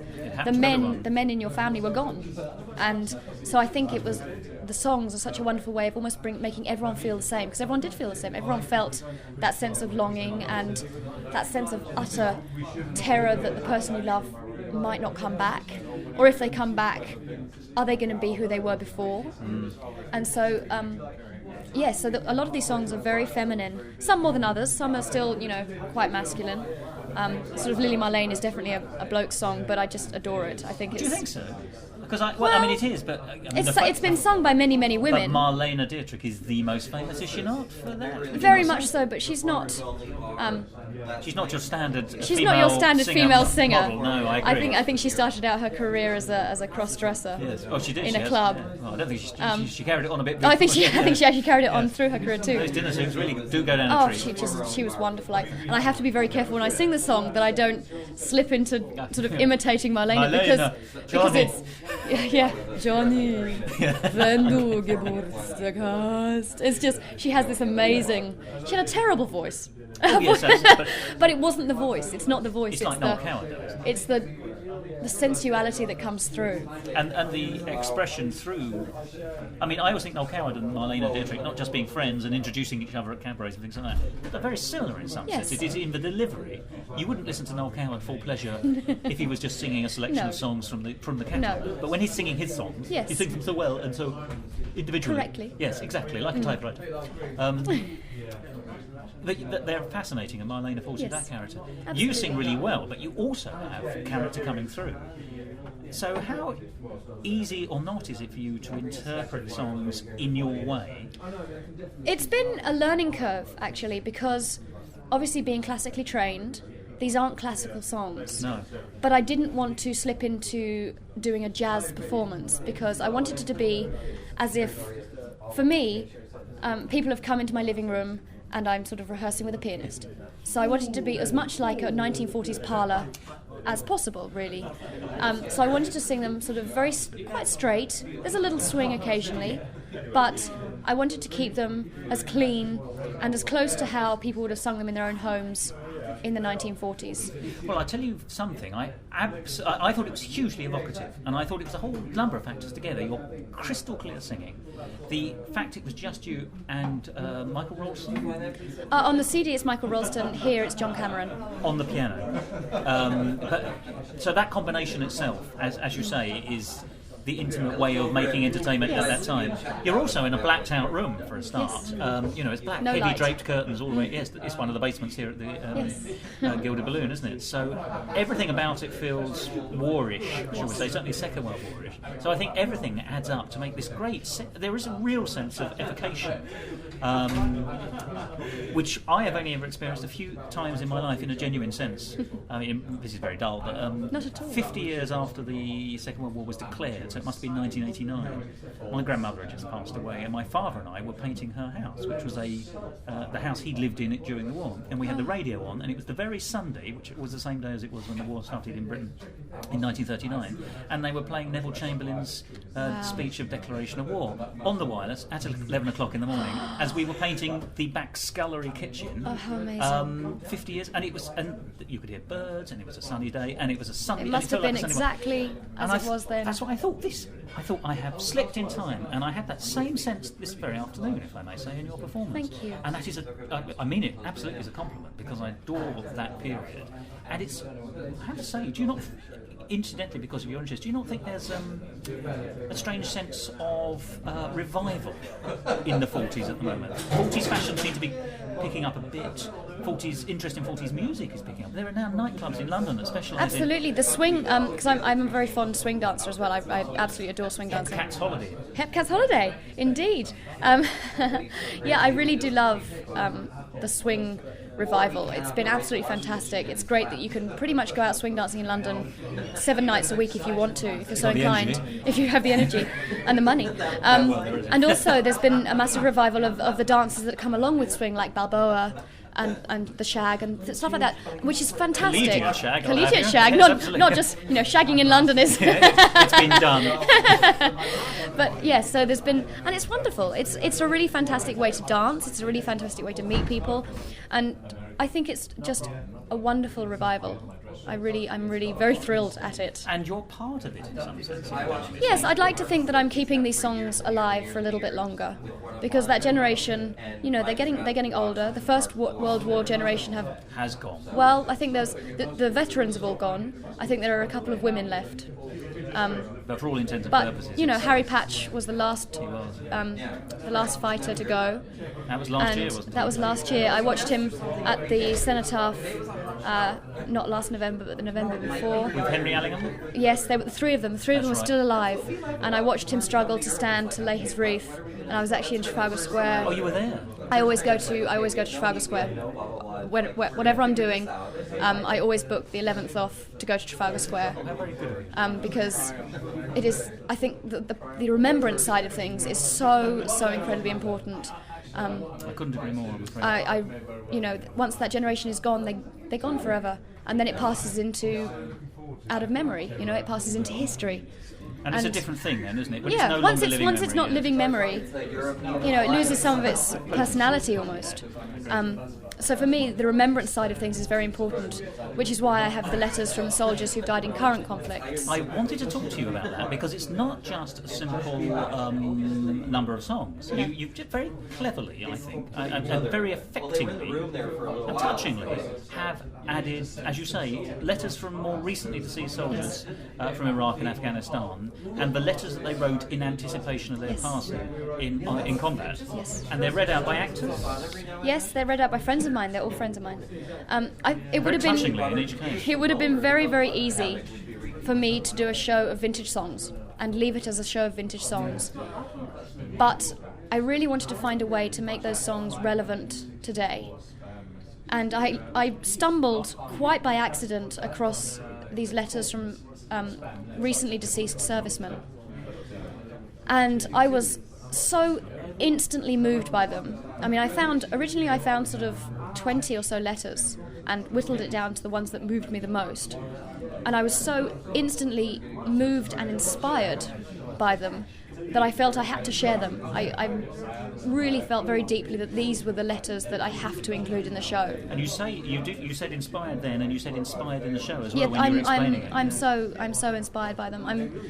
I'm inspired by the depth of feeling that's expressed. I'm inspired by the sort of the feeling of hope almost, and please don't feel any hate. Please carry on. They're letters of love, aren't they? Even in a combat zone when you're facing your own death, they are positive and not negative. Yeah. They're not negative at all, and they're just so moving, so incredibly moving. And you've pitched them just right. I think there are 3 in the 3 letters, show, aren't there? And they're pitched by pitch. I mean, in the sense that they're spaced very nicely. And you don't overdo it either. There are not so many that you feel, not overwhelmed. It's not preachy in any way, or it's just it adds piquancy and resonance. And what it has the second effect, or it did for me at least, of saying, look, these songs that we're hearing are from the First and Second World War, but people are still dying in war. And the feelings that you feel when you hear these letters about recently deceased servicemen is what your grandparents or parents or great-grandparents, depending on generation, would have thought. So I think it's actually, I think it works really well. It helps crystallise the whole show together. But let's talk about the music. Because the songs are your favourites. Yes, they are. And 1 or 2 of them are great surprises. I'd never heard the song about the poppies before. Really? And I am a little bit of an aficionado of the period myself. No, That's how I got into popular music. Before I found it in Covent Garden, I'd never heard it. And once I found it, and really it was the front cover that drew me in, and the fact that it mentioned poppies, so I figured it must be, a war song of sorts. And then when I saw the date and I saw 1938, I thought, wow, it's actually been written before World War II. Sort of, it must have been written in the run-up to World War II, so the anticipation that war was imminent. But it's actually written about the First World War. And that, I looked, but I didn't find many songs from the intervening period that referred, that looked back. Most, really. I suspect, didn't want to. I think it was such a painful time that's why the music of the 20s is so a lot of Charleston, a lot of upbeat, because obviously the world was quite depressed by the horror of the First World War, that everyone wanted to sort of breathe and throw off the shackles, and women had cut their hair short, and it was a time of great upheaval in where do we stand now. Women are so much more powerful, and they can stand up for themselves a lot. They've proven that they can do jobs that they weren't allowed to do before. It's one of the first major rebalancings in society, and certainly in gender terms. Absolutely, yes. And for the better. Absolutely. But the song, as you say, is very interesting. As you say, it's a 20-year lament for a lost love. Yes. She's actually the singer is walking in the Flanders. Fields. Yes, on the fields which have been ploughed many times. That very first line. Well, it's the first line. Yes, the Flanders battlefield have known the plough. So the fields, I imagine they must have started ploughing pretty soon afterwards. Well, they needed the food. They needed the food, and you can't sit around and look at battlefields for too long without wanting to get back to real life. I imagine. Don't memorialise them in that way. Yeah. No, it's quite. So, and it's what touches me is that even today in Flanders fields, they plough, and every year they bring up new bodies. And when you walk in Flanders fields and in France as well, you see stacks of armaments where when they plough, they bring up an unexploded mine. And a tin hat and all, but yes. And you think, this is ridiculous. It's nearly 100 years later. How horrific must the bombardment of these fields have been for us still to be digging up tons, something like 5 tons a year of really as much, isn't it? unexploded armaments. And that's what scale must... you hear of the First World War being an absolute horror, but you don't for one... You can't imagine that scale nowadays, because war today is so distant. We hear about it, we read about it, but I remember my nanny telling me that when they were bombing in France, you could feel it in Essex. You could feel the tremors in the earth taking such a bombardment. That's horrific. And you think that's a different country and there's a sea there. It's it really brings one up. Awful. But the song is so beautiful. It's and so gorgeous. Sad. Really gut-wrenchingly sad. Other songs in the show, I have to tell you, you feature one of my all-time favourites, which is A Nightingale Sang. Eric Mashvitz, I think, wrote that. And I have to say, I don't think you sang the complete version, though, did you? I didn't. I shortened it. I shortened it because it was it actually only recently got shortened. I used to sing the full 2 verses, or 2 choruses, but it was the only one in the show that still had the 2 choruses, and it felt too long. It just felt too long. Artistic reasons are perfectly valid. Yeah, and I thought, halfway through the run, I'm going to be getting a bit tired, so I'd rather cut it now, so I get into the run of doing it half. And it upsets me. It upsets me with all of them, because the When the Poppies Bloom Again has a beautiful second verse.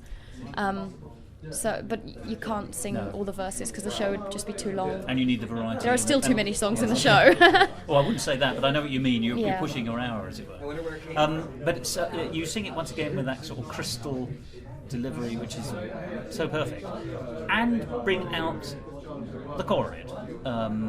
It's a lovely upbeat song without having a beat particularly. It's not in that sense. It's got a gentle swing. It has.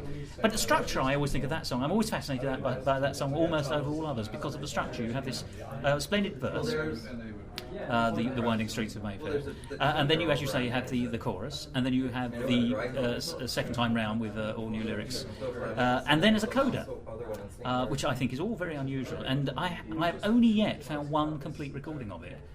which is by Twiggy, of all people. Really? Yes. Oh my gosh. The one that comes closest apart from that is Bobby Darin, who sings all the sections of the two verses, but he doesn't sing the coda, and he doesn't sing the starter. So the part about the merry-go-round in the fair and your heart beating firm and strong, those two bits are almost unrecorded. Wow. I have to tell you. Sorry, I've done a lot of research on this. This Well, on the particular CD, song. it's completely recorded. Oh, is it the complete version? Ah, you are the new Twiggy. Did you imagine you were ever going to be told that today? No, I didn't. But really? That's doubly splendid too.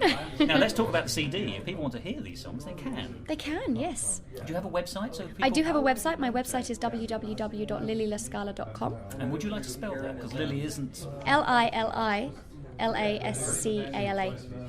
And .com, you say? .com. And the CD is available there? The CD isn't available there yet. It's a very shall new. be. It shall be available there. At the moment, it's not. I got the CD done just before Edinburgh because the show was quite new, and I premiered it in Adelaide. And then, did you? Yeah, I took it to the Adelaide Fringe, and it went very well there. It was very well received. The Anzac audience seemed to really like it. Well, they have very strong veteran societies as well, Oh, don't they do. Of course, They really do. absolutely. They actually they have lots of servicemen's clubs. And Anzac Day is a national holiday, I believe, It is. now, isn't it? They have Anzac Day, yes, and you bake Anzac cookies and go to Eat them. the dawn parade. It's.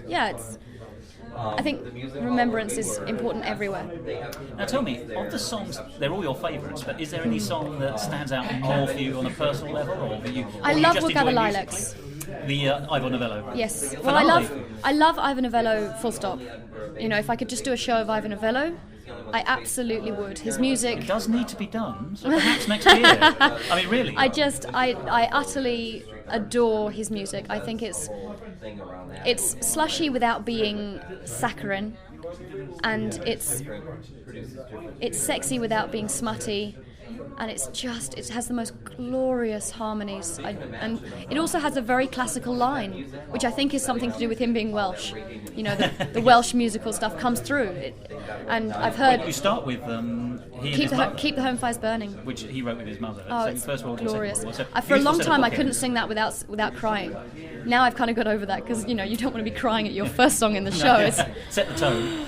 I adore Ivor Novello, and But this classical line, then, could you elaborate a little bit further? I mean, what do you mean by that? it kind of has a thread that sort of it makes it very easy to sing because the notes follow in a really lovely line. They're strung together in such a way that it isn't uncomfortable to sing, and it's almost when I sing it feels like I'm singing almost in toffee. It's like I'm swimming in honey. It's got that very almost luxurious line to it, and that's really what I mean by the classical line. It sort of follows, the notes follow each other in a way that's comfortable. That's fascinating, and of course it's the one Ivor Novello song that in more recent history has had a sort of a chart hit because Simon May Yes. took it into the charts a few years ago now, I'm afraid, but Ivor Novello regrettably is sort of passing into time a bit. It's so very I look forward, sad. I'm looking to it's you very now. sad. Okay, I would happily do a show of Ivor Novello songs. There are some glorious pieces that I've sort of discovered. Dark music is just one of my favourites. What's that from? I can't remember what it is. Arc de Triomphe. Which is one that I don't know. I mean, I Woman Love. I Play know. something to me in dark music. It's just glorious. It's got some wonderful chords and some wonderful chromatic sequences, and then there's When the Gypsy Played. I don't know that one. Oh, you're really, well ahead of me. really now. glorious. It's so difficult to find. I mean, I don't read. It's music. very hard to find Ivor Novello music. You have to actually ring up the archives in London because there is a book of Ivor Novello songs, but it's all the very popular The ones. standards, isn't it? Yeah. But if you ring up the archives, they've got heaps and heaps of music. I'd really just like to get in there and maybe camp for a few days and sort of dig out some stuff because over the phone you can only do so much. Yes. But I'd love to do a show of Ivor Novello if I could find a way to make the songs, so relevant to today.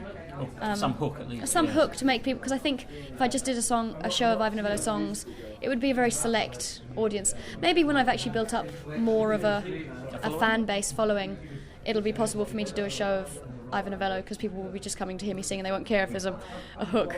But next year it's going to be songs to make you smile. That's next year's show. Well, tell me more. It's going to be a collection of vintage songs, and it's going to be the ones that make you smile. So there's going to be some comedy ones in there. We had George Formby today, of I course, love George but he's Formby. a great wartime. The Warthog by Flanders and Swan is in there. There's quite a bit of Cole Porter in there, some Irving Berlin. Any Coward? A little Coward, maybe. Do you know any Vivian Ellis, by any chance? No, I don't. You see, Vivian Ellis is my sort of secret delight. I think he's the Ellis. middle ground between Ivor Novello and Noel Coward. I think he has the sweetness of Ivor Novello, and he has the comedy of Wonderful. Noel Coward. I should look it up. And he was Vivian Ellis. responsible. He wrote Mr. Cinders and various other musicals of the 30s in particular. He was writing right up until the 50s, and he even recorded a few of his own songs. And I just find him. I love Coward and I love Novello, but Vivian Ellis always makes me leap with delight. I have to say. I should look it up. And then there's I'm actually getting quite into the songs of the Weimar Republic at the moment.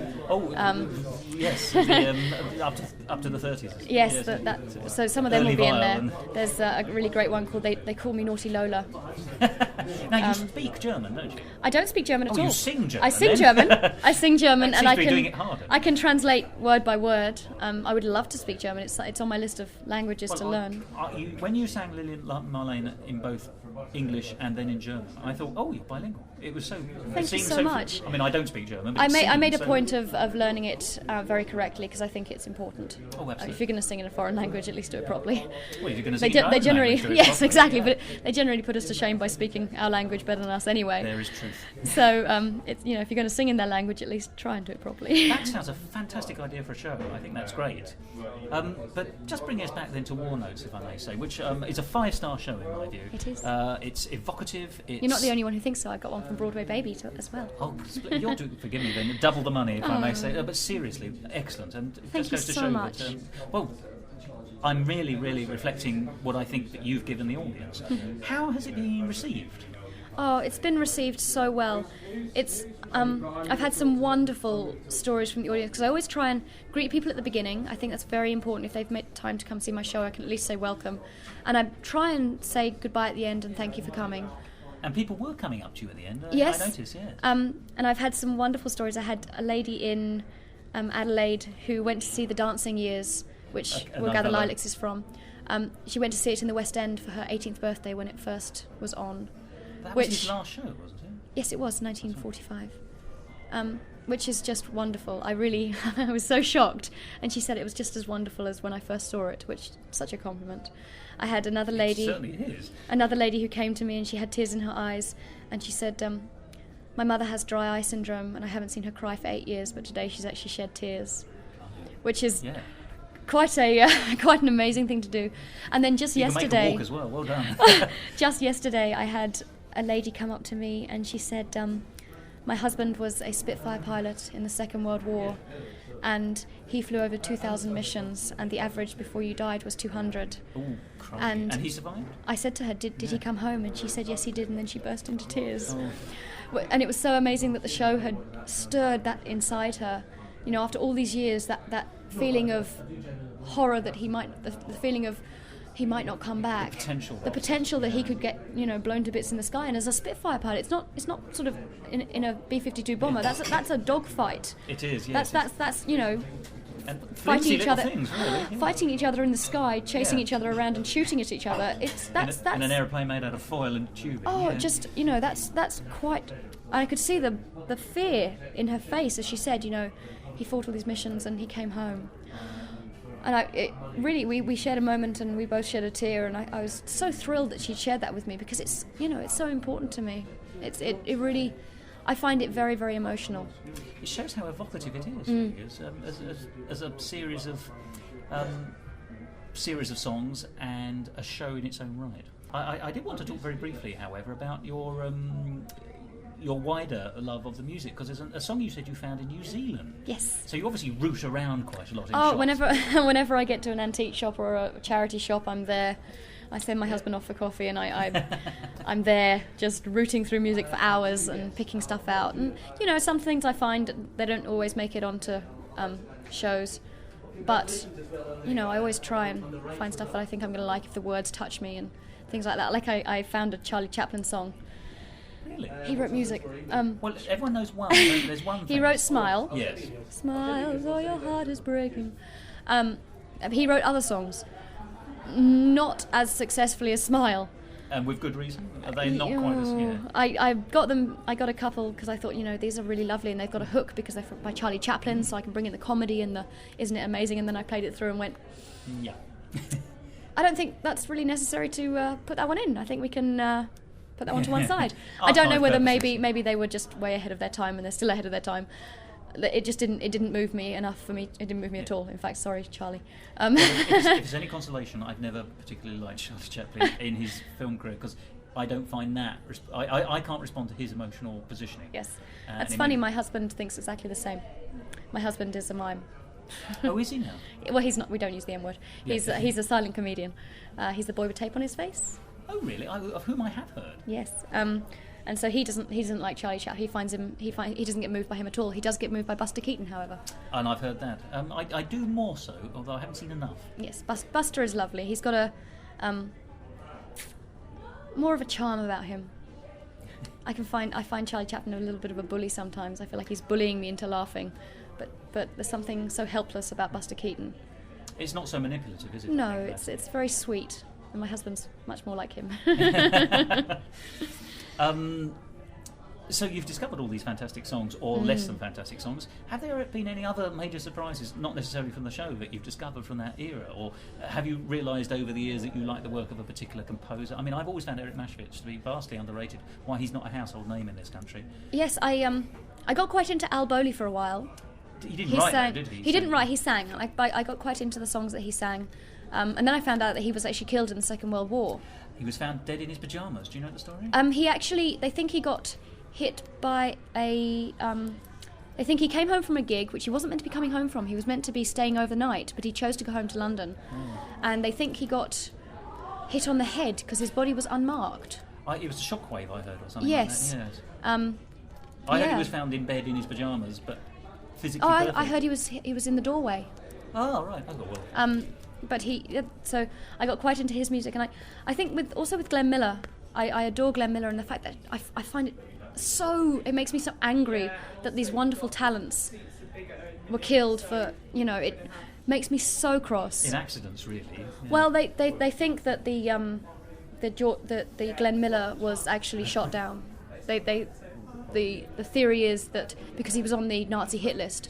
Oh, well, I suppose along he was a great morale with booster, wasn't he? Yes. Gracie Fields and Vera Lynn, they were sort of top of the list of people to get rid of, and so the theory is that he was actually got rid of by the Nazis, which is such a waste to music. Oh, well, just horrific waste to music, really. Do you know Ken Snape Hicks Johnson also died in the war? He was a very he was a black band leader in Britain, a British black band leader. Wow. Yes, very rare in the 1930s particularly. But he was the cream of society in that sense, and he was, he did the Café de Paris and all this kind of stuff. And I can't remember if it was there or one of the other great clubs where they had a bomb in the middle of the night unexpectedly, and that was the end of his career as well. As you say, there's a whole raft of.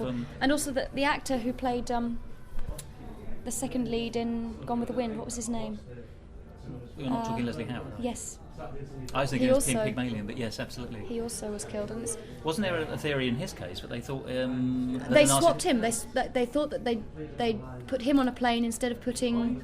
I heard it was Winston Churchill, but... No, it was another general or someone who actually resembled him physically, and they think that they actually just did a switch, and so he was shot instead, which just... Yes. just... This is too depressing a conversation. He played the Scarlet Pimpernel as well, which is one of my favourite films.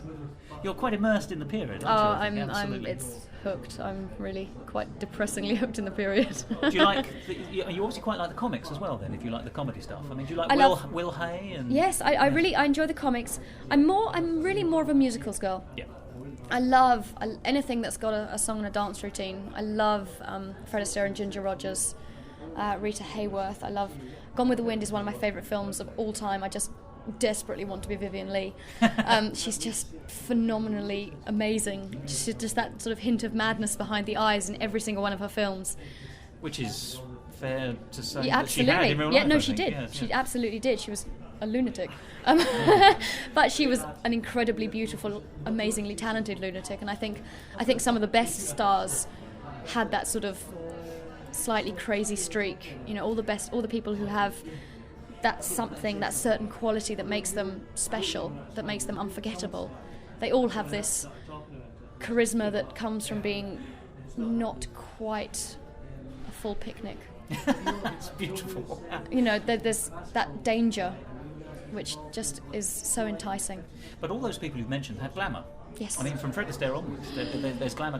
They knew how to dress then. Well, I think that's true. And forgive me if you don't mind me saying, because you are in the 40s look, you dress the 40s look, and your hair is beautiful, you're wearing pearls.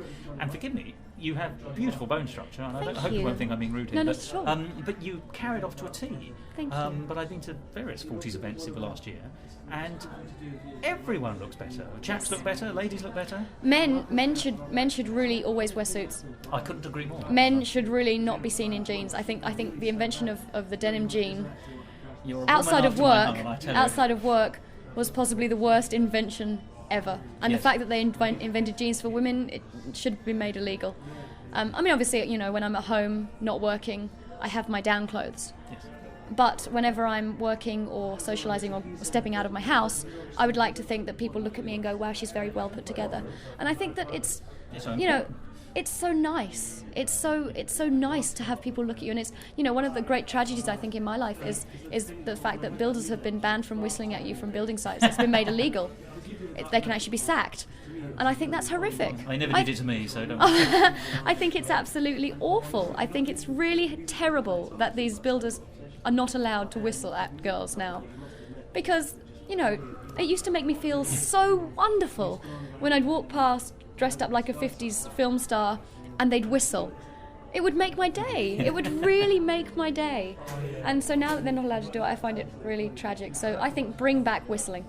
It is a plea from this... A plea from this diva is bring back whistling. Finally, your website has further details, so if people want to carry on listening to you Yes. or finding out what you're going to be doing in the Absolutely, future... absolutely. And we'll have that again then. That's www.lilylascala.com. And that's Lily with an I instead of a Y. Lily with an I, one L, one I. Yes. Well, two L's, two I's, but yeah. It'll all be on... Well, that's cleared that up. Yes, it'll all but be... perfectly clear as mud. It'll all be on our website, so people can go Wonderful. and see that as well. Lily, thank you so much for a wonderful show. As I say, it's a 5-star show. I can't recommend it enough. Thank you and thank you so so much much. for allowing me to time travel so successfully today. Thank in you. in the nicest possible way. Well, that was the delightful Lily Lascala, and you can get more about her from www.gagreflex.co.uk/Lily Lascala. That's LILI_LA_SCALA. That's her professional page. Or you might like to go to her own webpage, www.lilylascala.com. That's still LILILASCALA. And she really knows her onions, and her CD is a delight. It's beautiful. She sings all these lovely songs. For me, the show was entirely evocative. To be sitting in a room listening to a beautiful woman, beautifully dressed, singing, accompanied only by a pianist in a dark, black curtained room, took me absolutely out of myself and into 1940s Britain. So, 5 stars. But what next? Well, a couple of things I don't have interviews for, but let me tell you about them. Potted Panto. It's a huge cross-panto story fusion fun entertainment, really.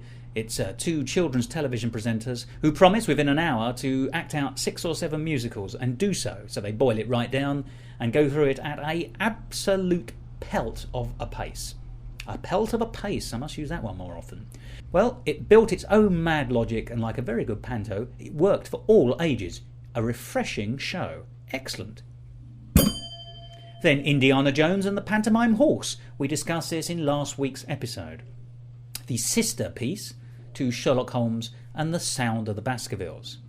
I'm afraid, as I've had to say on my tweets, sounds more fun than it actually mustered.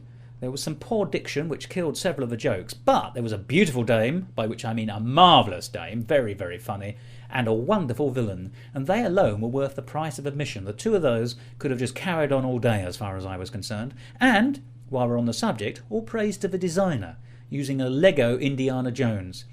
Huge fun, but just not quite fun enough. A little bit more diction will make that performing team work a little better. And then on to the Wild Party. Now, anyone who listens to Musical Talk a lot will know that there are two versions of the Wild Party. The one I went to see was by Michael Lacusa, the same man who wrote the First Lady's Suite, which we showcased earlier on this last year here on Musical Talk. Well, the Wild Party was excellent. A thoroughly enjoyable show. I got to talk to some of the cast and the crew, and if I did that, that means you can probably listen to me doing so. Here we are. I'm Andra Katincescu and I directed it. I'm Doug Gibbs and I'm playing Eddie, one of the characters. I'm Guy Hughes and I'm playing Black. Now, you're doing the Wild Party here in Edinburgh, so my first question is, why have you brought the Wild Party to Edinburgh? Because I think it's perfectly suited to the Fringe, and it's quite an unusual, edgy production. We've got a 5-piece jazz band live on stage, which, doesn't necessarily happen very often with Fringe shows. Also, it's set in the 1920s New York, and it's gritty and it's poetic and it's beautiful and it's passionate and it has something for everyone. It has comedy, it has a wonderful love story. It also shows the dark side of Broadway in the 20s. And, it's visually spectacular. And it's very fast, a very happy and, a delirious piece of music and entertainment. So we just figured it will go down very well with Fringe audiences. And I have to ask then, I'm guessing you're both performers. Yes. How did you get engaged with the process? When did you jump on board? when did you get your invitation, I suppose, really? Well, no, I mean, we're all Durham University students, and most of us have done shows together in the past. Which university? But it's Durham University. Durham, splendid. Yeah. It's and we're with a musical theatre company, the main society in Durham, really, called Dulog, the Durham University Light Opera group, and the group really just puts together a show. And last year they brought Merrily We Roll Along, which was a massive success. I saw it. Really? Yes, and I enjoyed it very much. And this year they just open up casting to the whole university, and we all popped along and auditioned. The whole university? Well, anybody. One hell of an audition. Makes it sound a bit better if we say the whole university's invited. Yeah, they're all invited. They and don't the same all thing come. for you. You went to the auditions. And Yes. Did you go in knowing what parts you wanted, and did you go into the auditions from your position with an eye? I mean, you went to see what was presented to you, or? Yeah, absolutely. I don't think it's wise to make casting decisions beforehand. You may not be wise, but people do it. Yeah, no, I'm sure, but we actually ended up having, a lot of surprises in terms of casting, and casting people we wouldn't have expected would do well in those parts, and they're doing brilliantly. So, it was a casting process full of surprises and good discoveries. So when you were actually awarded your parts, what's the process for you? Do you go to a text and say, I'm going to, draw what I can, or do you go to a director, or do you look to yourselves? And forgive me, I speak as a lay person, so I don't have any advice on this matter whatsoever. We actually we received the parts. I actually had left university to do a rowing competition, so I didn't actually have any script or any contact with the director, so I just had YouTube to go by.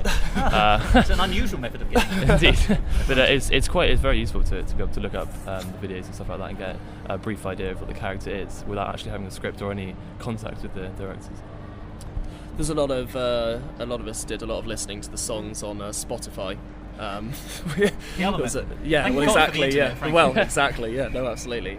So we were doing a lot of that, and really, I think we got given our scripts and we looked through them. But really, most of the work really came when we started a couple of weeks before the Fringe. We all came together, and really, once university term had finished, we started rehearsing then, and that's when all the work really began. So, and your vision. I mean, you must have had some idea when you decided this was the play for you, but obviously once you got your cast. How did that crystallise with the cast? Well, are you a totalitarian or are you a collective? No, not at all. To be honest, it's their work really, And all I've done was a process of selection towards the end of the audition process. So because the ending is ambiguous in the script, by the end of the first week we hadn't even decided how the show ends. Oh, interesting. And I discussed it with the cast members that were involved in it. And we reached a decision together, and also we looked for clues in the music. So I never make definitive decisions before I go into the rehearsal room. I just talk to the actors, see where I can help, see what ideas they have, and basically I just put together the clues they give me on the spot. If you're doing it together, then it certainly helps with coherence for the linear narrative, presumably. Yeah, so that's exactly what I do towards the end of the rehearsal process. I slowly narrow down all our discoveries into a coherent picture. But apart from that, it's all the cast. Like a lot of the blocking has come from improv, from ideas they volunteered, from things we worked out together. And I hope that will come across tonight. Everybody's character is very individual. And, it comes from themselves as well as from the script. Now, I have to ask about the score. Forgive me, as performers, how do you find the score? How would you describe it? What's its tone? I've really enjoyed actually the music because it's basically imitating the 1920s jazz style. Lechuza has tried to sort of create the big band Duke Ellington kind of style, which is really, really great to, especially with a 5-piece jazz band behind us. Very, very competent players. It's really, really great to have that behind us to really energise the music. But the score itself is very interesting for the chorus parts because it's so discordant, and with it's not a huge cast, so we've only got a maximum of 2 to a part, when it's in some parts that there are 6 parts to be singing.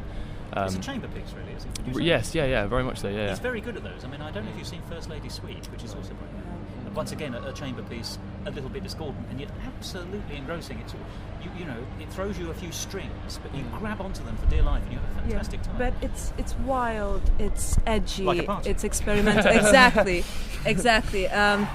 He gets that visceral, gritty atmosphere of it perfectly across. Whereas this is written from a jazz poem from the 1920s, and basically there's 2 musicals inspired by the same poem.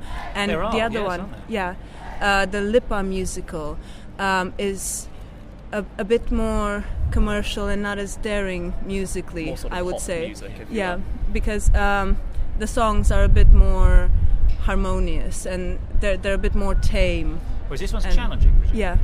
It took us a couple of the big chorus numbers. It took us at least 3 or 4 hours to really even get to grips with them from the start. And then obviously a huge amount more to actually get them to a performance level. Very challenging music, but it's really worth it. It's fantastic. I've always found with his work that it's you peel off a layer and there's another layer underneath. It's like Russian dolls, he said, changing his metaphor halfway through. And you've all nodded as I've said that. So what have you discovered in it, yourselves? I think that became evident in the rehearsal process because with most of the scenes we started working on them and we tried to get the foundation down, the core of it, and then slowly every rehearsal day we just added an extra layer on top, and the relationships between all the characters on stage are so complex, and there's so much room to play around with comedy and subtlety, and also he gives you a lot of elbow room in terms of coming up with backstory, and I think it was fantastic for the actors as an experience because there's so much room to make choices about your character. So much room to make choices about your character. Discuss. Well, it's interesting actually because the character of Black, I was very interested in the character development in this part, and it was even more interesting to read the poem that it's based on because the sort of interpretation you get from that character is very different to the character I think that is created in Lechuza's musical, because the original, what it talks about in the poem, the sort of naivety and his boyish charms And yeah, in the musical we've got such songs as "Black is a Moocher" and Black's mooch called "Taking Care of the Ladies," which is effectively a seductive song to try and win his prey, as it were, for the evening. Not so naive. Exactly. So it's very interesting, and as I was saying earlier, there's this character development, which is where Black, as he sort of sets out the party to do his usual mooch and to sort of play the game, and then finds Queenie, this very unique girl, and sort of begins to learn new things about himself and new approaches to love, if you like. So that was very interesting, I found, to find the way that it all pieces together from the poem and then from LeChuse's interpretations. Yes, it's an adaptation, then a reinterpretation. Exactly, yes. And then again, presumably, because acting is such a reinterpretive art. Yes. Again, through your take of that on top. Have you? How did you find it? Yeah, well, I think it's similar to an extent. I mean, my character Eddie is perhaps a little less ambiguous than Guy's character Black. He's an aging boxer who's just had to leave it all behind. Really, it's actually in the poem it's revealed that it's because he was drinking too much. And all this sort of thing, and just not turning up to practices and things, and he's got married, but he blames his wife for having to give up all the boxing and the ring and the blame transference. Well, exactly, yeah, that's exactly what it is, and that's not necessarily in the script of the musical, and that's one thing that came through from the poem. Like, I think you have to read the two side by side to some extent. Gone back to original sources in a way, which is Well, that's interesting because once again it adds colour, I suppose. Yeah. As indeed does your makeup, if I may say. You are white faced with a blue-black eye. Absolutely. Hence the boxer. Well, I hope. Yes, no, exactly. Yeah, no, it's not a real black eye. Yes. No, I'm not a doctor, but I wasn't. Well, it's interesting because actually in the original score and the original poem as well, Eddie is actually black, and it's quite a major thing. Andrea ended up casting me in the role, which I'm very grateful for. But it means that the role has changed. And I think that to a huge extent, I've had to reinterpret it because of that. Because now a certain amount of that character really changes because he's not suffered the same sort of discrimination because he's black. We thought maybe he'd come from a very poor background or something, which is why he'd faced perhaps a bit of people looking down on him. At the core, though, I think each actor individually has found their way to the character in LeChuse's source of inspiration into the poem. Because, for example, Black, the moocher, ends up being mooched in a way and turns out to be that innocent boy at the end of the play, despite all the experience and, It's bravado to it. Yeah. He ends up being revealed, and also Eddie the boxer comes from a poor background and is still a person that has hit the glass ceiling. So fundamentally, I think we've stayed true to the script and to the poem, and I think we've also discovered all the nuances that LeChuse wanted to be included in there, and all the ways in which the characters try to deceive others and themselves. How is the audience taking it? Very well. When you have nights when it's extremely energized, and you've got nights when sometimes the audience isn't as willing to go with it. Yeah. But on the majority of nights, we've had cheers at the end. Oh, jolly good. It's been a real trend, actually, just from my own experience of sitting in shows this year, of less clapping during the show, much more potent end-of-show appreciation. Or at least that's my reading. We've noticed that as well from what we've seen. And also, we're very lucky because our show has a very wild beginning, and then it gets very wild in the second half. So, in terms of bursts of energy and surprising our audience, we're very lucky. We've got, a lot to play with. It's a musical roller coaster. Yes, it is, indeed. Well, thank Brilliant. you very much indeed. It's been lovely speaking to you all, also for your insights, which have made it very interesting. I wish you every success, and I'm seeing you later, so you better be good. No, thank you very much indeed. Thank you very much. Thank you. The cast and crew of The Wild Party. Go to their website www.dulog.org.uk. It was startling and disturbing, but polished and absorbing. And I have to say that Dulog productions seem to get better every year. A show highly to be recommended. 4 stars. Well, that's it for me this week. Suffice to say, I hope you've spotted our new sister broadcast. Yes, it's absolutely true. We now have a sister podcast, and it's called Drama Talk. And you can find it at www.dramatalk.co.uk.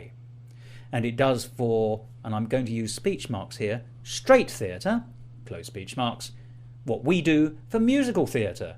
And when I say that, I mean that in a positive way. What do you mean? Do go along and listen to some reviews on that. There are some great interviews already. Tim Pigott-Smith in the very first show.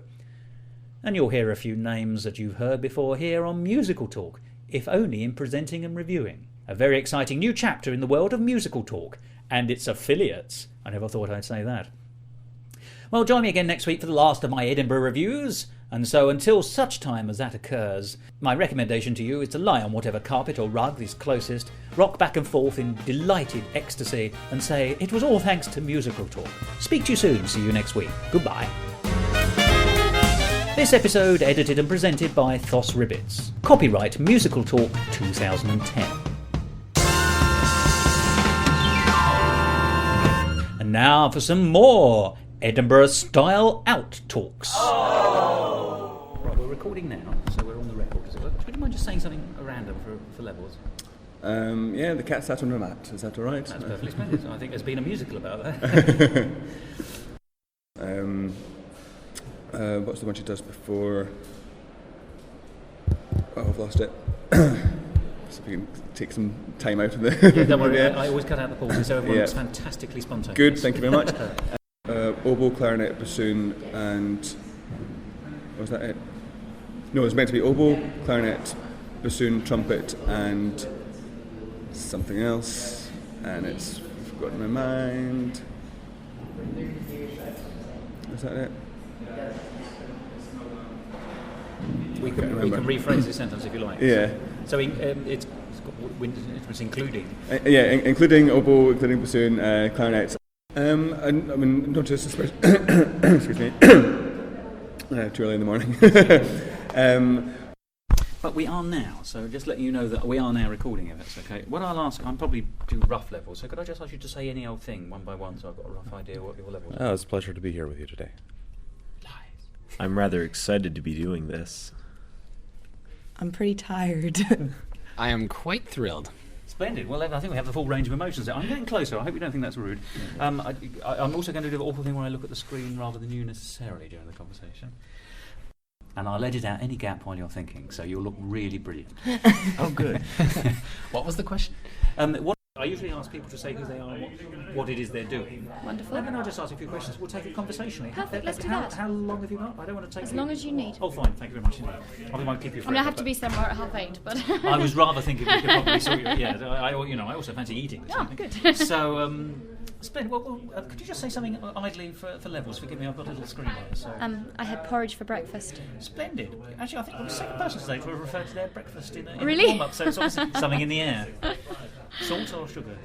I had sugar and double cream. Yeah, you do it in style. I do it in style. Take a really healthy breakfast and make it completely unhealthy. So how can people come and see this fantastic show, War Notes? Well, they can come to the Gilded Balloon here in Edinburgh and they can buy a ticket. It's at 1:30 in the billiard room, and I would be thrilled to see each and every one of them there. And does it run for the full period? It runs for the full period apart from the 16th. A day off. Everyone Well, I'm deserves going one. shopping and doing some street shows. Now, is that all right for you? Absolutely fine. I appreciate Wonderful. taking a fair bit of your time. No, not so at thank all. you. It's been a pleasure, actually. It's so nice to talk to someone who's really into the music as well. Normally I'm just boring my... Now, was that all right for you? Yeah. Because that was lovely. Yes, thank you very much indeed.